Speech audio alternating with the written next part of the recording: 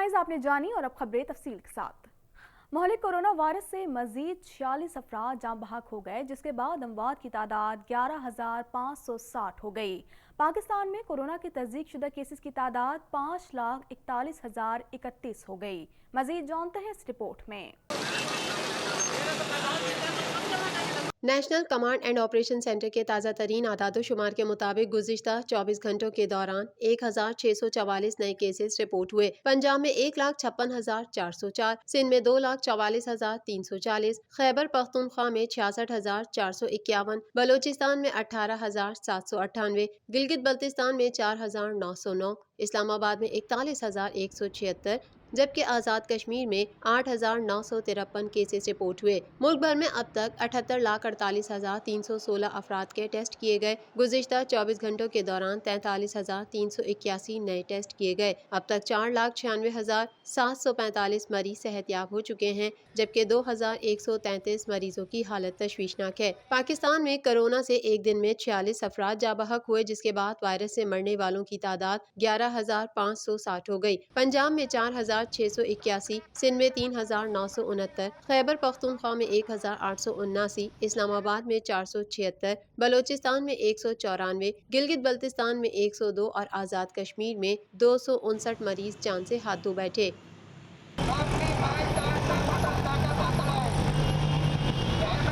वज़ीर-ए-आज़म इमरान खान ने कहा है कि तमाम डाकू मिलकर मुझे ब्लैकमेल कर रहे हैं। करप्शन को रोकने की तरमीम के मुखालिफ कौम के सामने बेनकाब होंगे। मजीद जानते हैं इस रिपोर्ट में। तो ये आपको पता होना चाहिए। वज़ीर-ए-आज़म इमरान खान का कहना है कि हमें मालूम है कौन सा सियासी लीडर पैसा लगा रहा है। ये कैसे मुमकिन है कि पैसा लगाकर सेनेटर बनने वाला पैसा नहीं बनाएगा। सेनेट इंतखाबात में ओपन बैलेटिंग के लिए आईनी तरमीम ला रहे हैं। करप्शन को रोकने की तरमीम के खिलाफ कौम के सामने बेनकाब होंगे। साहिवाल में तकरीब से खिताब करते हुए वज़ीर-ए-आज़म इमरान खान का कहना था कि ओपोजिशन और हुकूमत मिलकर पार्लियामेंट चलाते हैं। उन्होंने पहले दिन से पार्लियामेंट को NRO मांगने के लिए इस्तेमाल किया। पार्लियामेंट के अंदर अवामी मफाद की जो बहस होना चाहिए थी वो नहीं हो सकी। वजीर आजम ने कहा कि PDM ने फेल ही होना था। एक भगोड़ा लीडर लंदन में बैठकर इनकलाब लाना चाहता है। ये सब पार्टी को इकट्ठा रखने के लिए हुकूमत जाने की तारीखें देते हैं। मौलाना फजल रहमान करप्ट आदमी है और उनको मौलाना कहना उल्मा की तौहीन है। फजल रहमान मदारिस के बच्चों को इस्तेमाल करके अरबपति बने। वो खुद को कानून से बालातर समझते हैं। वजीर आजम ने कहा कि सबको पता है कि उसामा बिन लादेन ने किसको पैसे दिए थे। अकाउंट्स की स्क्रूटनी हुई तो तहरीक इंसाफ के अकाउंट्स शफाफ निकलेंगे। हमने इलेक्शन कमीशन में 40,000 अकाउंट्स का डेटा दिया है। चैलेंज करता हूँ, ये जमातें 1,000 अकाउंट्स की तफसीलात भी नहीं दे सकती। वजीर आजम ने कहा कि जिस फॉरम पर ओपोजिशन के खिलाफ फैसला आए वो उसको नहीं मानते। नैब उनकी करप्शन पकड़ रही है, ये नैब को भी नहीं मानते। माजी में ये जजेस से अपनी मर्जी के फैसले करवाते रहे। नून लीग ने मर्जी का फैसला न आने पर सुप्रीम कोर्ट पर हमला किया। सबसे इम्पोर्टेंट चीज है, मुआविन खुसूसी एहतसाब शहजाद अकबर का कहना है कि एसेट्स रिकवरी यूनिट ने मजमूई तौर पर 339 अरब 30 करोड़ रुपए की रिकवरी की है। मजीद तफसीलात इस रिपोर्ट में। वज़ीर आज़म के मुआविन खुसूसी बराए एहतसाब शहजाद अकबर ने स्पीकर असद कैसर की ज़ेर सदारत होने वाले कौमी असम्बली के इजलास में एसेट्स रिकवरी यूनिट की तफसीलात पेश करते हुए बताया कि हुकूमत पाकिस्तान का अब ब्रॉडशीट से कोई मुआहदा नहीं है। ब्रॉडशीट से मुतालिक तमाम मुआहदे हमारे दौर से पहले के हैं। शहजाद अकबर का कहना था कि ब्रॉडशीट का मुआहदा साल 2000 में हुआ, जो 2003 में मनसूख हुआ। दोबारा राब्ता 2008 में हुआ, जिसमें 1.8 मिलियन और 1.5 मिलियन डॉलर्स की रकम फराहम की गई। 2009 में ब्रॉडशीट का पैगाम आया कि अदायगी गलत कंपनी को की गई है और उसके बाद प्रोसीडिंग शुरू हो गई और 2018 में 21.5 अरब डॉलर्स का जुर्माना हुआ। मुआविन खुसूसी ने यह भी बताया कि हमारे दौर में हाई कोर्ट में अपील दायर हुई, हुकूमत ये केस हार चुकी है। कोई भी नया मुआहदा किसी के साथ नहीं किया गया। हम गवर्नमेंट टू गवर्नमेंट काम कर रहे हैं, किसी को इजाफी रकम फराहम नहीं की गई। मुख्तलिफ फॉरेन एजेंसीज, वर्ल्ड बैंक का निजाम कोऑर्डिनेशन और काम है, इसी तनाजुर में काम हो रहा है। शहजाद अकबर ने यह भी बताया कि ईस्ट ریکوری یونٹ ریکوری نہیں کرتا۔ تفصیلات دیتا ہے اور اس میں نیب، FIA اور اسٹیٹ بینک کے نمائندے شامل ہیں۔ گزشتہ 2.5 سال میں ایسیٹس ریکوری یونٹ پر 4 کروڑ 70 لاکھ اخراجات آئے۔ ایسیٹس ریکوری یونٹ نے مجموعی طور پر 339 ارب 30 کروڑ کی ریکوری کی۔ ایسیٹس یونٹ نے 318 ارب کے بیرون ملک اثاثوں کا سراغ لگایا۔ ایسیٹس ریکوری یونٹ کی معاونت سے نیب نے 290 ارب، FIA نے 6 ارب 10 کروڑ اور FBR نے 6 ارب 20 کروڑ کی ریکوری کی۔ یونٹ کی نشاندہی پر بیرون ملک 37 ارب کے اثاثے ریکور ہوئے۔ Oil and gas regulatory authority OGRA کی جانب سے پیٹرولیم مصنوعات کی قیمتوں کی نئی سمری پیٹرولیم ڈویژن کو بھیج دی گئی ہے، جس میں پیٹرول 12 روپے اور ڈیزل 10 روپے فی لیٹر مہنگا کرنے کی تجویز دی گئی ہے۔ اس حوالے سے مزید جانتے ہیں۔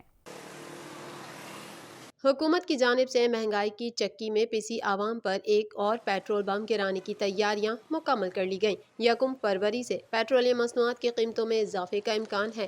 اس حوالے سے oil and gas regulatory authority نے پیٹرولیم مصنوعات کی قیمتوں کی نئی سمری پیٹرولیم ڈویژن کو ارسال کر دی ہے، جس میں پیٹرول 12 روپے اور ڈیزل 10 روپے فی لیٹر مہنگا کرنے کی تجویز دی گئی ہے۔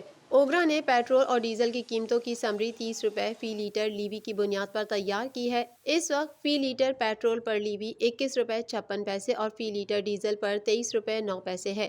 حکومت لیوی میں اضافہ نہ کر کے مجوزہ اضافے کو بہت کم سطح پر بھی لا سکتی ہے یا لیوی میں معمولی کمی سے پیٹرولیم مصنوعات کی موجودہ قیمتوں کو برقرار بھی رکھ سکتی ہے۔ خیال رہے کہ حکومت کی جانب سے گزشتہ ماہ 15 روز بعد 2 مرتبہ پیٹرولیم مصنوعات کی قیمتوں میں اضافہ کیا گیا تھا، جس کے تحت 1 جنوری سے پیٹرول کی قیمت میں 2 روپے 31 پیسے اور ڈیزل کی قیمت میں 1 روپے 80 پیسے فی لیٹر اضافہ کیا گیا تھا، جبکہ 15 جنوری کو پیٹرول کی قیمت میں 3 روپے 20 پیسے فی لیٹر اور ڈیزل کی قیمت میں 2 روپے 95 پیسے فی لیٹر اضافہ کیا گیا تھا۔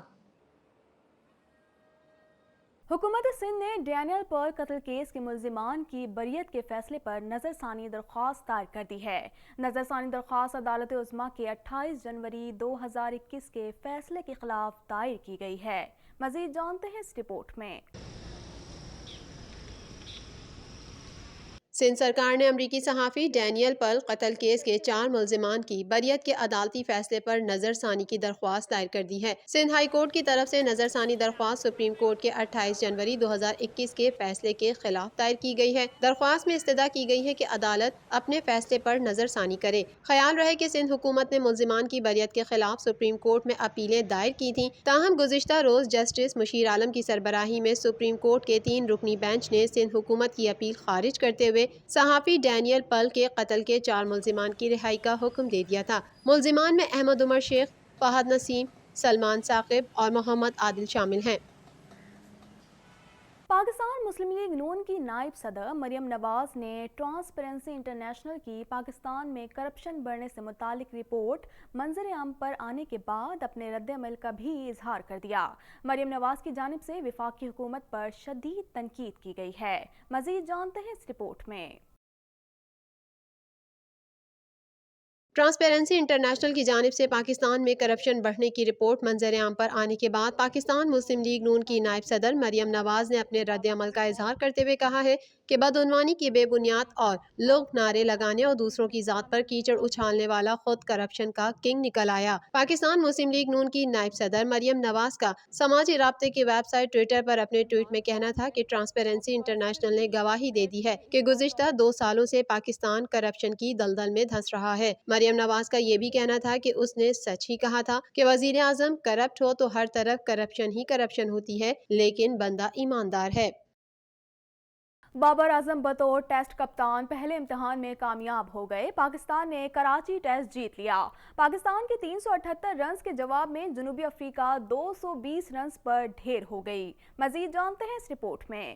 پاکستان کرکٹ ٹیم نے بابر اعظم کی قیادت میں جنوبی افریقہ کو پہلے ٹیسٹ میچ سے شکست دے کر 2-4 کر دیا۔ مہمان ٹیم نے میزبان ٹیم کو فتح کے لیے محض 88 رنز کا آسان ہدف دیا، جو ٹیم پاکستان نے 3 وکٹس کے نقصان پر بآسانی حاصل کر لیا۔ کراچی کے نیشنل اسٹیڈیم میں کھیلے گئے ٹیسٹ میچ میں جنوبی افریقہ کی کرکٹ ٹیم نے پہلی اننگز میں 220 رنز بنائے، جس کے جواب میں ٹیم پاکستان فواد عالم کی سنچری کی بدولت 378 رنز بنانے میں کامیاب رہی اور یوں میزبان ٹیم کو 158 رنز کی برتری حاصل رہی، جس کے جواب میں مہمان ٹیم 245 رنز بنا کر ڈھیر ہو گئی۔ مہمان ٹیم کی جانب سے دیے گئے آسان ہدف کے تعاقب میں پاکستان نے 3 وکٹس کمائیں۔ عمران بٹ 12، عابد علی 10 اور کپتان بابر اعظم 30 رنز بنا کر پیویلین لوٹے۔ اظہر علی 31 اور فواد عالم 4 رنز بنا کر نان آؤٹ رہے۔ نعمان علی ڈیبیو میچ میں ہی ایک اننگز میں 5 وکٹس لینے میں کامیاب ہوئے، جو ڈیبیو میچ میں 5 وکٹس لینے والے 12ویں پاکستانی کھلاڑی بن گئے۔ یاسر شاہ نے 4 شکار کیے جبکہ حسن علی نے ایک کھلاڑی کو آؤٹ کیا۔ یاسر شاہ اور نعمان علی نے میچ میں 7 وکٹس حاصل کی۔ پاکستان کی جانب سے پہلی اننگز میں فواد عالم نے سینچری، اظہر علی اور فہیم اشرف نے